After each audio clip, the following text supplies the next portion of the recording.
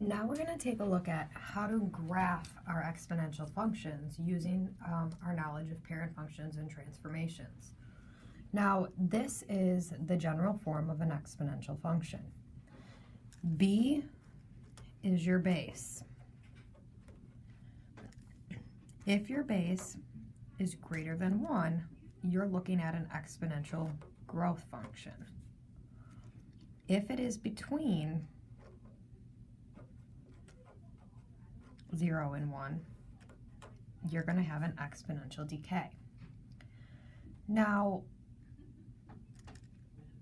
this k that is on the outside here, that is representing your vertical shift. Now,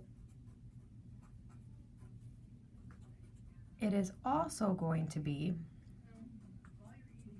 the horizontal asymptote.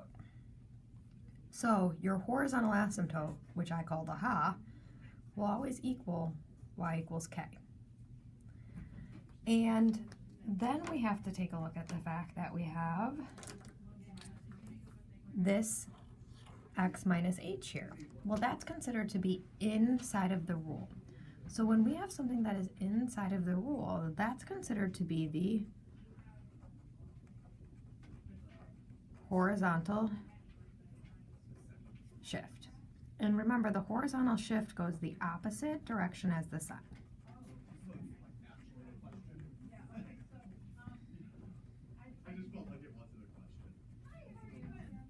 Now, we can discuss later what the value of A is going to do. But for now, I just want you guys to see the horizontal shift and the vertical shift with the horizontal asymptote. So if I were going to give you guys a step-by-step play of how to graph an exponential function. So we're just going to start with the function, say,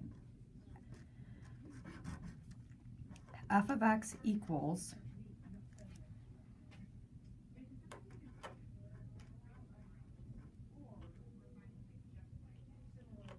(5 to the x plus 4 minus 3).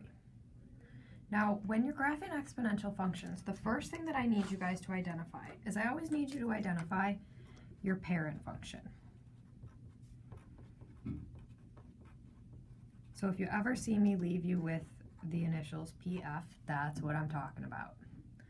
Now, your parent function is always going to be y equals the base raised to the x.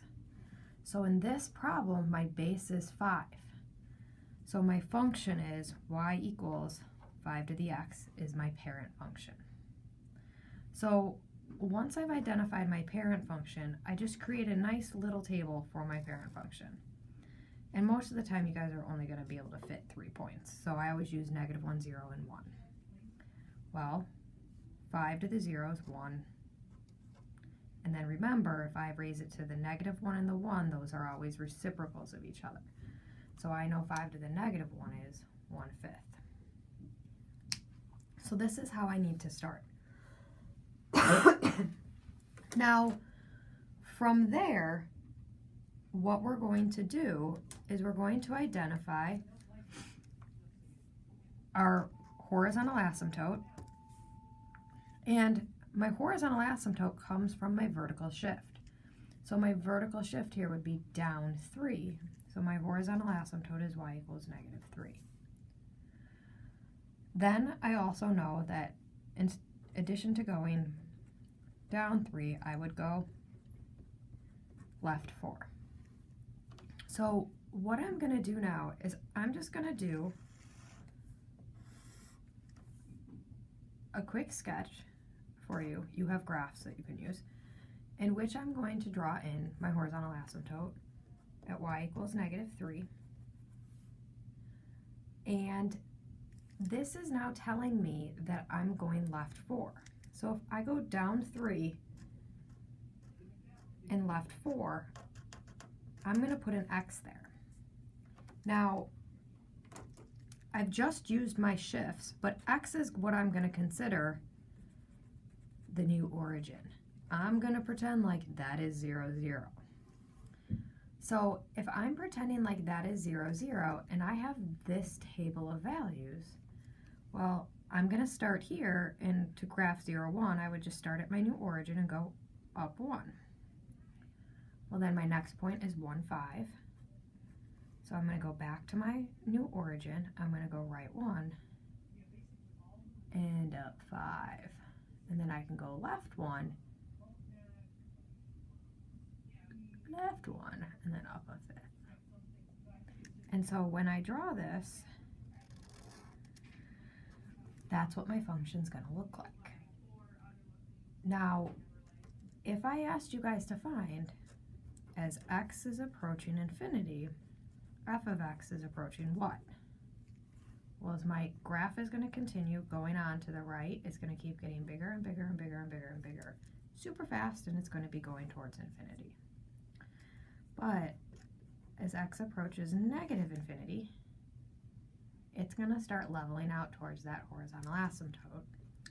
So h of f of x is going to equal -3, which is the horizontal asymptote. So this is the basic process that we go through to graph these.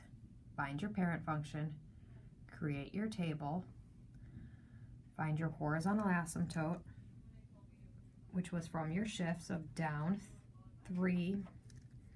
Then you have to find your new origin, which we went left 4, down 3, we placed our x, and then we graphed our function. So we'll do more practice in class, but this should give you a good start on these.